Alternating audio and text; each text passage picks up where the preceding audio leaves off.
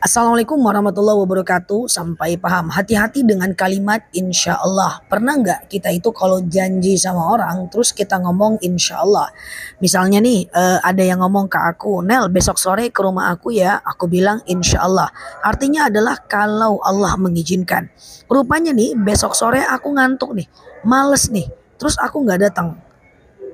Terus dalam hatiku ngomong gini, ah tadi kan aku bilang insya Allah, nggak usah datang ah. Oke, pada saat itu aku telah tidak menepati janji. Kenapa? Karena insya Allah itu artinya Allah mengizinkan. Allah tuh sebenarnya mengizinkan aku untuk pergi. Aku aja yang males. Maka berarti aku mengatasnamakan Allah atas janjiku. Jadi begini, kalimat insya Allah itu digunakan hanya kalau kita dalam keadaan benar-benar Allah yang melarangnya. Hanya aku dan Allah yang bisa menghalangi kepergian aku. Contoh aku kecelakaan, itu qadarullah. Ya atau nauzubillah ya, atau misalnya sakit, itu baru Allah yang melarang. Ya atau misalnya kita jatuh dari pohon, itu Allah yang melarang. Tapi kalau sekedar kita males, nggak bisa kita mengatasnamakan insya Allah. Jadi insya Allah itu ibarat janji kalau Allah mengizinkan. Jadi lain kali kalau nggak bisa teman-teman untuk datang atau nggak mau, males atau nggak mood untuk datang, bilang ah lihat besok ah, gitu aja ya. Semoga bermanfaat. Kalau di sini, assalamualaikum warahmatullahi wabarakatuh. Assalamualaikum warahmatullahi wabarakatuh. Sampai paham. Mengajak orang tua sholat tetapi dia nggak mau, dia tersinggung. Apakah saya termasuk anak durhaka? Oke, teman-teman, yang penting kita udah mengajaknya dengan beberapa pakem. Yang pertama, khotibun nas biqadri ukulihim. Ajarkan dia sesuai dengan kemampuan bahasanya. Yang kedua, wajadilhum billati iya ahsan. Kalau dia membantah, tetap berkatalah lemah lembut dan memperdebatnya dengan cara yang baik. Yang ketiga, sabar dalam mengingatkan.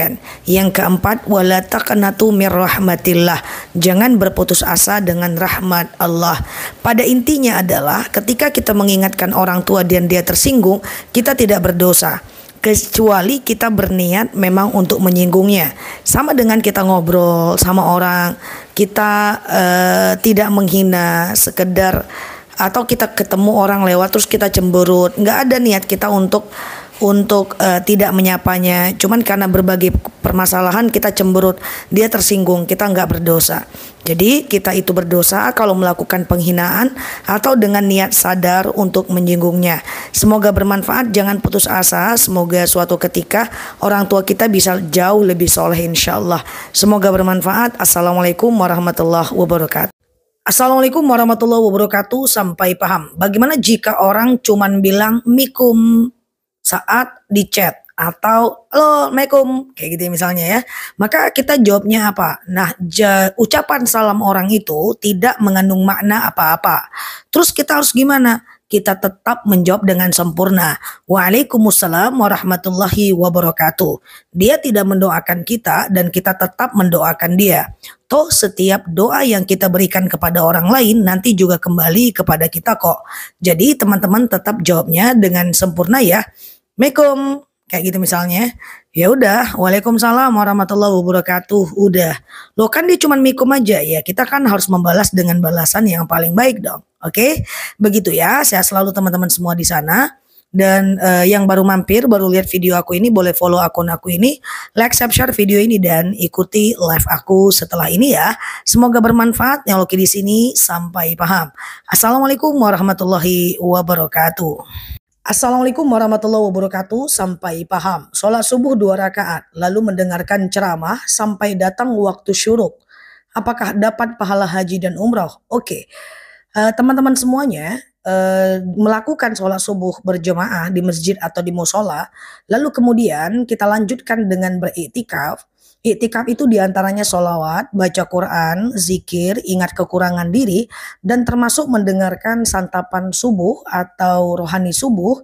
Itu lalu sampai datang waktu syuruk, lalu sholat syuruk kita 2 rakaat, itu sama pahalanya 1 kali haji, 1 kali umroh.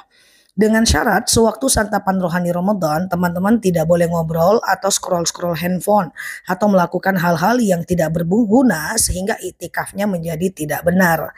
So, ini yang mesti dilakukan karena kalau mau dapat pahala haji umroh harus satu paket dengan iktikaf. Misalnya kayak gini, teman-teman sholat subuh, lalu kemudian pulang.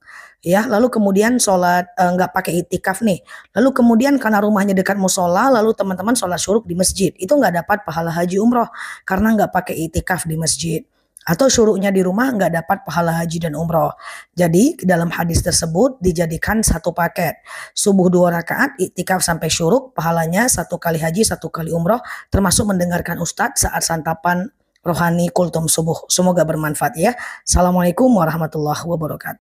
Assalamualaikum warahmatullahi wabarakatuh. Sampai paham. Saya mengucapkan kepada orang Assalamualaikum, tapi dia nggak jawab salam saya. Itu gimana? Oke, sampai paham. Teman-teman perhatikan ya tentang hukum salam. Mengucapkan salam hukumnya sunnah, tapi menjawabnya hukumnya wajib. Oke? Makanya kalau hadir dalam majelis ilmu, Ustadz lagi ceramah, itu teman-teman ketika masuk tidak usah ucapkan salam karena orang lagi mendengarkan pengajian. Tafassahu fil majalis fafsahu yafsahillahu lakum.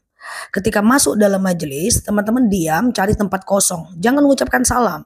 Karena orang lagi mendengarkan ceramah, nanti dia harus jawab salam kita. Dia nggak jawab, dia berdosa.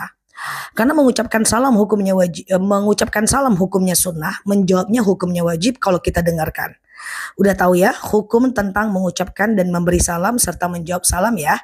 Nah, jadi mengucapkannya sunnah, menjawabnya hukumnya wajib. Kalau dia nggak jawab, dia berdosa.